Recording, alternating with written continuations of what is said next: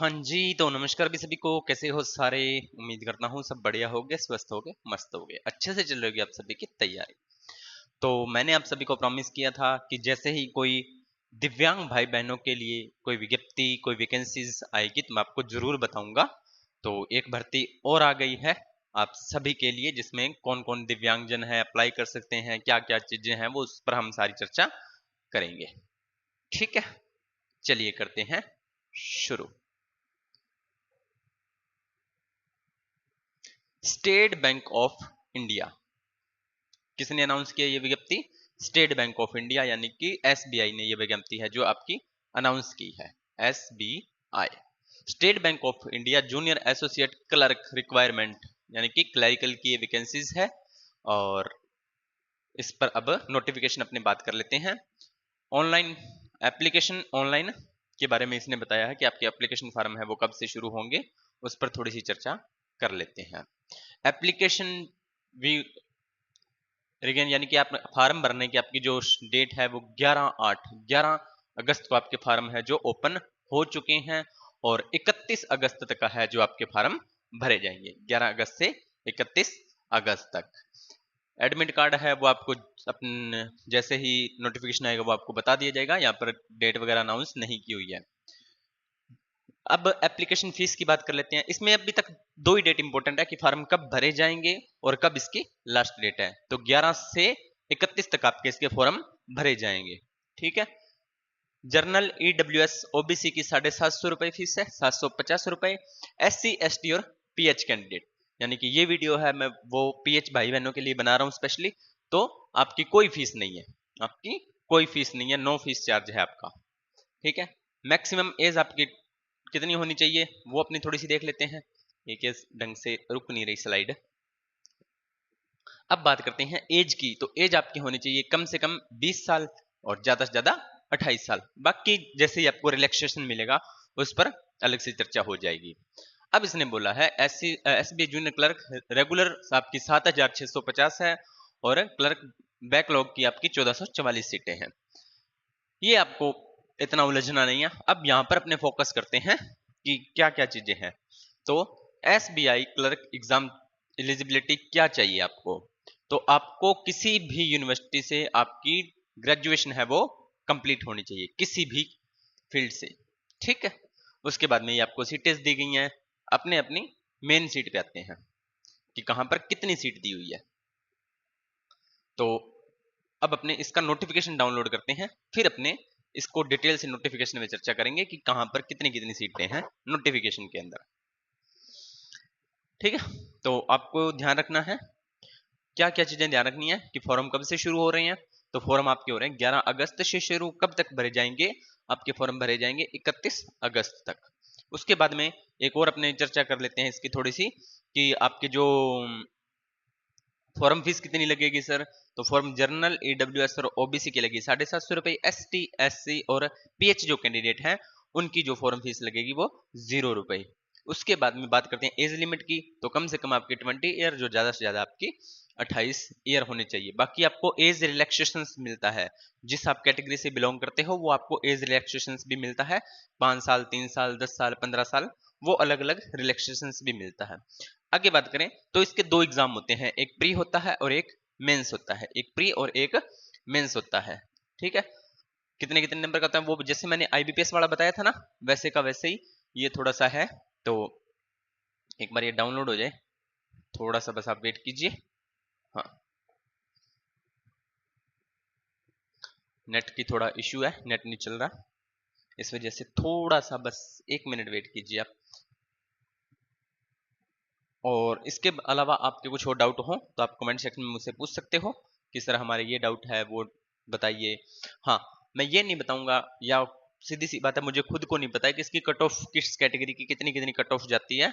और आप गूगल से चेक करके देख सकते हो अलग अलग स्टेट्स से भी किससे कितनी कितनी किस किस कैटेगरी की, अपनी अपनी कैटेगरी की लास्ट ईयर की आप कट ऑफ देख लोगे, आपको आइडिया हो जाएगा।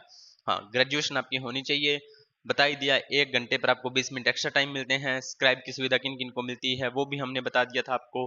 उसके बाद में एग्जाम कितने टाइम का होता है, कितने क्वेश्चन अटेम्प्ट होते हैं या कितने क्वेश्चन आते हैं, वो सारा भी मैंने आपको बता दिया था। अब बस आपको सीटें बतानी है कि किस किस स्टेट के अंदर कितनी कितनी सीटें हैं, वो भी किस कैटेगरी की, वीआई या बीएलवी की। अब देखो, राजस्थान के अंदर जो ब्लाइंड और लो विजन की कैटेगरी होती है उसको रखा जाता है बीएलवी। किसमें? उसको उन्होंने कैटेगरी बनाई है बीएलवी, लेकिन स्टेट गवर्नमेंट ने, सॉरी सेंट्रल गवर्नमेंट ने इस बीएलवी का दूसरा नाम दिया है वीआई, यानी कि विजुअली इंपायर्ड। क्या नाम दिया है उन्होंने? वीआई, विजुअली इंपायर्ड नाम उन्होंने दिया है। तो ये भी आपको थोड़ा परेशान नहीं होना कि सर बीएलवी क्या है या आपका वीआई क्या है। तो मैं सिर्फ वीआई पर ही चर्चा करूंगा आपकी। ठीक है, लो अपना नोटिफिकेशन डाउनलोड हो गया है और अब इस पर थोड़ी सी चर्चा कर लेते हैं। SBI state bank of India, इसका आपको हेडक्वार्टर पता ही मुंबई है, ये सारी बातें हमने कर ली थी। चलिए, भारतीय स्टेट बैंक, ये इसका लोगो है बाय 2026। इन्होंने कहा है 11 से 31 तक। अब देखो,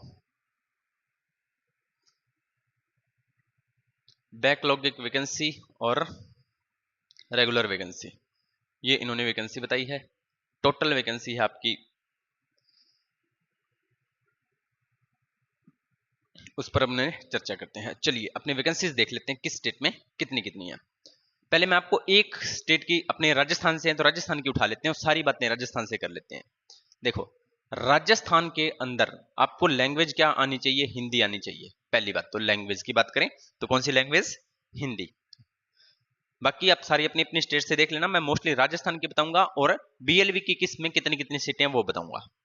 एससी की कितनी है राजस्थान के अंदर? एससी की है प्यारे बच्चों 59। कितनी है? 59 है। एसटी की बात करें तो 45 है। ओबीसी की बात करें तो 70 है। ईडब्ल्यूएस की बात करें तो 35 है। जनरल की बात करें तो 141 है। टोटल है 350। उसके बाद में वीआई, वीआई की बात करें तो वीआई की है 4 सीटें राजस्थान में। कितनी है? 4। ठीक है। एचआई की है 4। एलडी लोकोमोटर डिसेबिलिटी की 3, इसकी 2, 35। एक्स सर्विसमैन डीएक्स में 15। उसके बाद में है यहाँ पर बैकलॉगिक वैकेंसी। बैकलॉग वैकेंसी में राजस्थान की एससी एसटी की कोई सीट नहीं है, बस एक वीआई की एक सीट है, एचआई की 5 है और उसके बाद में एलडी की 1 है और उसके बाद में इसकी 3 है। टोटल 10 वैकेंसीज है। ठीक है। उसके बाद में एक्स सर्विसमैन की 75 वैकेंसीज है। ये बैकलॉगिक में पड़ी है। ठीक है। अब अपने सिर्फ वीआई की बात करते हैं, कहां कहां पर कितनी कितनी सीटें हैं। चलिए, ये है आपका वीआई। मैं इस वीआई को थोड़ा बड़ा करके आपको दिखाता हूं ताकि आपको परेशानी न हो।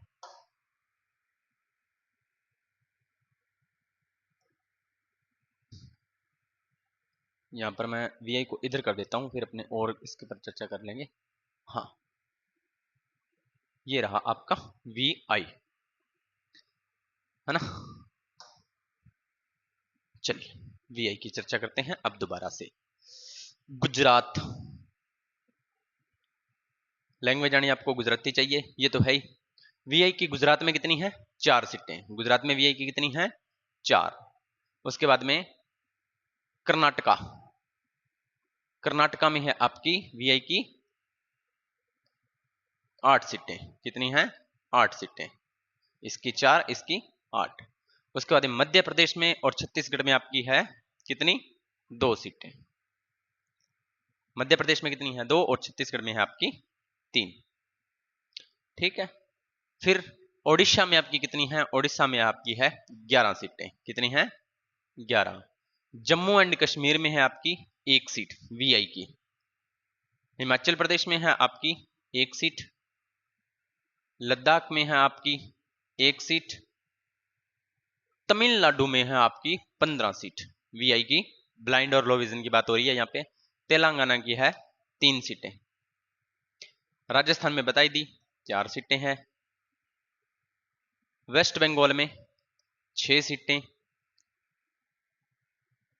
यह है अंडमान निकोबार द्वीप समूह का है आपका 1 सीट। सिक्किम में है आपकी 1 सीट। उत्तर प्रदेश में है आपकी 3 सीटें। महाराष्ट्र में है आपकी 18 सीटें, महाराष्ट्र से अप्लाई करोगे तो आपकी 18 सीटें हैं। गोवा में आपकी 1 सीट है, अरुणाचल प्रदेश में आपकी 1 सीट है, असम में आपकी 2 सीटें हैं, मणिपुर में आपकी 1 सीट है, मेघालय में आपकी 1 सीट है, मेघालय में आपकी 1 सीट है, मिजोरम में आपकी 1 सीट है, नागालैंड में आपकी 1 सीट है, त्रिपुरा में आपकी 1 सीट है। टोटल आपकी 91 सीटें हैं। कितनी हैं? 91। फिर बैकलॉगिंग में देख लेते हैं। बैकलॉगिंग में टोटल वीआई की कितनी सीटें हैं? बैकलॉगिंग में वीआई की आपकी जो सीटें हैं वो है टोटली